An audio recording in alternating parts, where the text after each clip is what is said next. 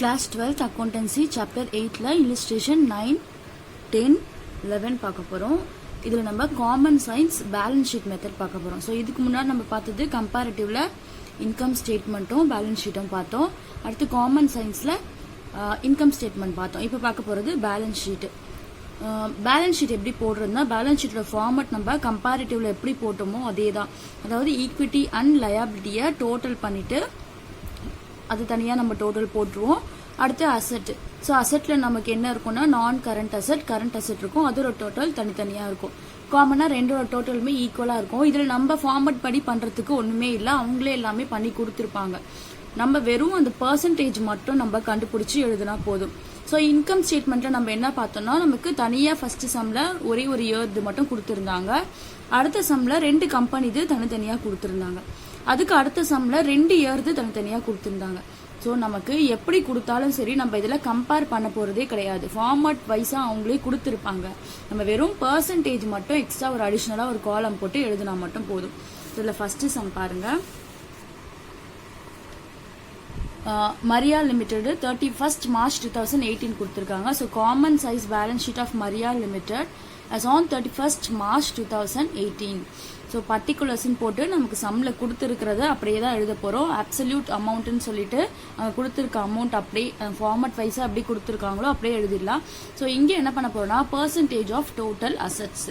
ஓகேவா, நம்ம இப்போ பர்சன்டேஜ் கண்டுபிடிக்க போகிறோம். இப்போ பர்சன்டேஜில் நம்ம இன்கம் ஸ்டேட்மெண்ட் என்ன பார்த்தோம், ரெவென்யூ ஃப்ரம் ஆப்ரேஷனை நம்ம 100 எடுத்துக்குவோம். ஸோ அதை 100 எடுத்து அதை பேஸாக வச்சு தான் நம்ம என்ன பண்ணுவோம், எல்லாமே கண்டுபிடிப்போம். ஆனால் இந்த சம்மில் நம்ம டோட்டல் இருக்கு இல்லையா, ஸோ டோட்டலை 100 வச்சு அதை பேஸ் பண்ணி தான் எல்லாமே கண்டுபிடிக்க போகிறோம். ஸோ இந்த டோட்டலாக பார்த்தோம்னா 2 டோட்டலுமே நமக்கு ஒரே அமௌண்ட் தான் வரும். பேலன்ஸ் ஷீட்னாலே என்னது அசெட் அண்ட் லயபிலிட்டி நமக்கு டேலி ஆகும். ஸோ ரெண்டுத்துக்குமே ஒரே அமௌண்ட் தான் இருக்கும். ஸோ இதையும் நம்ம 100 எடுத்துக்கணும், இதையும் நம்ம 100 எடுத்துட்டோம். ஸோ இந்த அமௌண்ட்டை பேஸாக வச்சு தான் ஒவ்வொன்றுத்துக்கும் நம்ம பர்சன்டேஜ் கண்டுபிடிப்போம். இப்போ இது 8 lakh இல்லையா, ஸோ இதை பேஸாக வச்சு போடலாம். ஸோ ஃபஸ்ட்டு இந்த 4 lakh பர்சன்டேஜ் நம்ம எப்படி கண்டுபிடிச்சிருக்கோம்னா 4 lakh டிவைடட் பை இந்த டோட்டல் 8 lakh இருக்குல்ல, இதுதான் நமக்கு பேஸு. எப்படி நம்ம ரெவென்யூ ஃப்ரம் ஆப்ரேஷனை பேஸாக எடுத்தோமோ இந்த பேலன்ஸ் ஷீட்டில் என்ன பண்ணோம்னா டோட்டல் அமௌண்ட் இருக்கு இல்லையா, அதை தான் பேஸ் இயராக எடுப்போம். ஸோ அதை நம்ம பேஸாக எடுத்து இன்டூ 100 நம்ம பண்ணால் நமக்கு 50 வருது. ஸோ அந்த 50 தான் நமக்கு ஷேர் ஹோல்டர் ஃபண்டோட பர்சன்டேஜ். அடுத்து 3,20,000 இருக்கு இல்லையா, ஸோ இதுக்கு எப்படி கண்டுபிடிப்போம், 3,20,000 டிவைடட் பை 8 lakh தான் பேஸாக எடுக்கணும். 8 lakh into 100 நமக்கு 40% வரும். அடுத்து 80,000 divided by 8 lakh into 100 நமக்கு 10%. ஸோ இது எல்லாமே நம்ம அப்படிதான் போட போகிறோம். இந்த டோட்டல் கொடுத்துருக்கிறத 100% எடுத்துட்டு மிச்சத்துக்கு எல்லாமே இந்த 8 lakh பேஸாக வச்சு கண்டுபிடிக்கணும். அடுத்து இல்லஸ்ட்ரேஷன் 10 நமக்கு அதே மாதிரி தான். ஆனால் இங்கே என்ன கொடுத்துருக்காங்க, 2 கம்பெனி கொடுத்துருக்காங்க. ஸோ ஃபார்மட் வைஸாக அவங்களே டோட்டல் பண்ணி எல்லாமே கொடுத்துருப்பாங்க. ஸோ நம்ம என்ன பண்ணோம்னா solution Sharmila limited, Sangeetha limited செப்பரேட்டாக போட்டு அது கூடவே அடிஷ்னலாக பர்சன்டேஜ் ஆஃப் டோட்டல் அசெட் சொல்லிட்டு ஒரு காலம் ஓப்பன் பண்ணிடணும். ஸோ இங்கேயும் நம்ம என்ன பண்ணுவோம், இந்த 10 lakh இருக்கு இல்லையா டோட்டல், இதை தான் நம்ம 100 எடுத்துக்குவோம். இங்கேயும் இந்த 20 lakhs 100 எடுத்துக்குவோம்.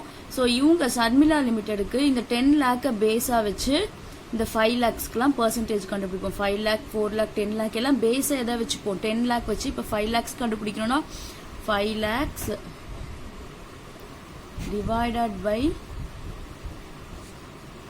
10 lakhs into 100. So 0 cancel ஆயிடும். இது 30 cancel பண்ணிட்டோம்னா நமக்கு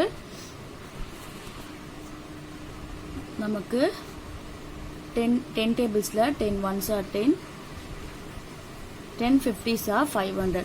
ஸோ இந்த 2 0 கேன்சல் பண்ணிடுவோம். இங்கே 30 இங்கே 30. ஸோ அடிஷ்னலாக ஒரு 0 இருக்கு இல்லையா, ஸோ 40 தான் நமக்கு இந்த 50 தான். ஸோ இந்த 50 தான் நமக்கு இந்த 5 lakhs அதாவது ஷேர் ஹோல்டர் ஃபண்டுக்கான பர்சன்டேஜ். அடுத்து நான் கரண்ட் லயபிலிட்டிஸ் 4 lakh என்ன பண்ணுவோம், 4 lakh divided by 10 lakh into 100.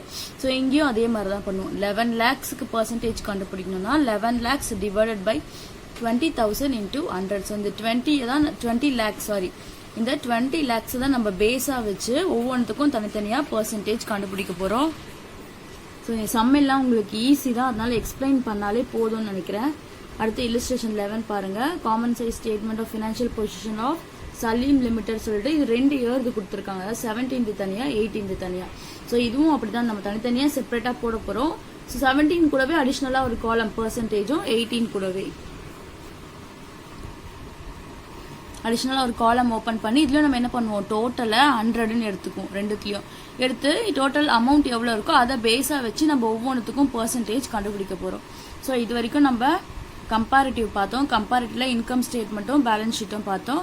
Common சைஸ்லும் income ஸ்டேட்மெண்ட்டும் balance ஷீட்டும் பார்த்துட்டோம். ஸோ அடுத்த வீடியோவில் நம்ம பார்க்க போகிறது ட்ரெண்ட் அனலைசிஸ்.